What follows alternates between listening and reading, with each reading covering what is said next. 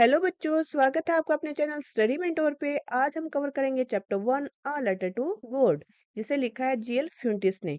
ये स्टोरी है एक किसान की, एक फार्मर की, जिसका नाम है लेंचो, जिसकी फसल ओलावृष्टि से बर्बाद हो जाती है। वो सहायता के लिए भगवान को पत्र भेजता है और पत्र में पैसे मांगता है। तो इस स्टोरी में हम देखेंगे क्या भगवान के पास वो पत्र पहुंचता है और क्या भगवान लेंचो को पैसे भेजते हैं। चलो देखते हैं स्टोरी में क्या होता है।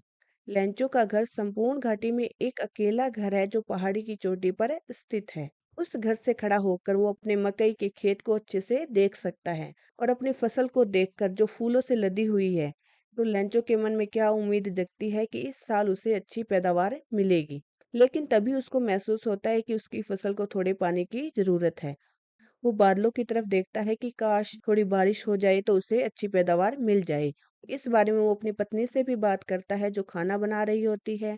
उसके बड़े बच्चे खेत में काम कर रहे होते हैं और जो छोटे बच्चे हैं वो घर के पास खेल रहे होते हैं। जब वो सारे डिनर कर रहे होते हैं, तभी लेंचो क्या देखता है कि नॉर्थ ईस्ट डायरेक्शन से बड़े बड़े पानी से भरे हुए बादल आ रहे होते हैं और इतने में ही बारिश शुरू हो जाती है। बारिश को देखकर लेंचो इतना खुश होता है, खुशी से चिल्लाता है।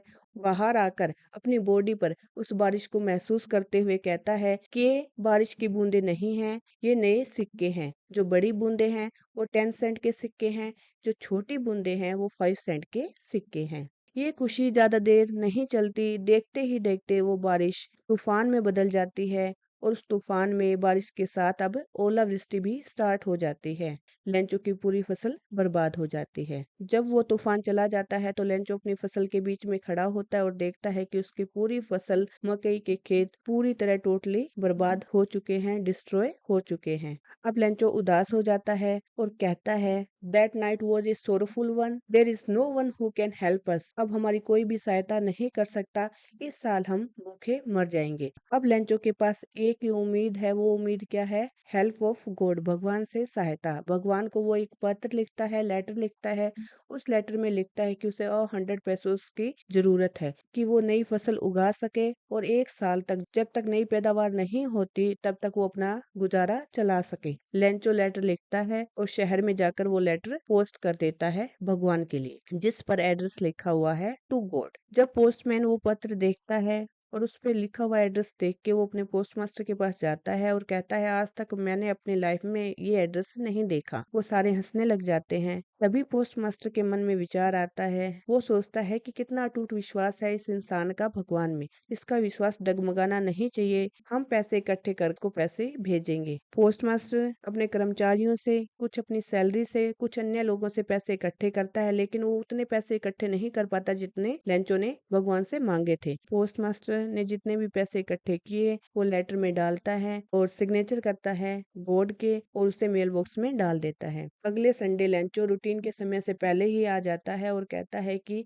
मेरे लिए कोई पत्र आया था। तो खुद पोस्टमैन अपने हाथ से उसे वो पत्र देता है और पोस्ट मास्टर ये सारा देख रहा होता है, क्योंकि वो देखना चाहता है कि उसने जो अच्छा काम किया है उसका प्रभाव लेंचो पर क्या पड़ता है। और जब लेंचो लेटर खोलता है और देखता है कि पैसे तो 70 पैसों है, तो अब वो गुस्सा हो जाता है और फिर से एक पत्र लिखता है। पत्र में लिखता है कि भगवान, आपने जो पैसे भेजे हैं वो 70 पैसों हैं। जो बच गए हैं वो पैसे भी आप मुझे भेजना, लेकिन आप मेल के थ्रू मत भेजना, क्योंकि जो पोस्ट ऑफिस के कर्मचारी है वो बंच ऑफ क्रूक्स हैं, बदमाशों का झुंड है। तो पोस्ट मास्टर हैरान हो जाता है लेंचो का ये बिहेवियर देख के, लेंचो का ये रिएक्शन देख के। पोस्ट मास्टर तो ये देखना चाहता था कि तूने जो अच्छा काम किया है उसका क्या प्रभाव पड़ा है। उसने सोचा लेंचो खुश हो जाएगा पैसे देखकर, लेकिन लेंचो गुस्सा हो जाता है और कर्मचारियों को ही बंच ऑफ क्रूक्स बोल देता है, क्योंकि लेंचो समझ ही नहीं पाता कि ये पैसे भगवान ने नहीं, पोस्ट ऑफिस के कर्मचारियों ने ही इकट्ठे करके इस लेटर में डाले हैं। तो हम क्या देखते हैं इस स्टोरी में कि लेंचो कर्मचारियों को ही बेईमान समझता है, उन्हें धोखेबाज मानता है जिन्होंने उसकी मदद की थी। तो कभी कभी इतना भोलापन भी हमें उस हद तक ले जाता है जिसमें हमारी समझ खत्म हो जाती है।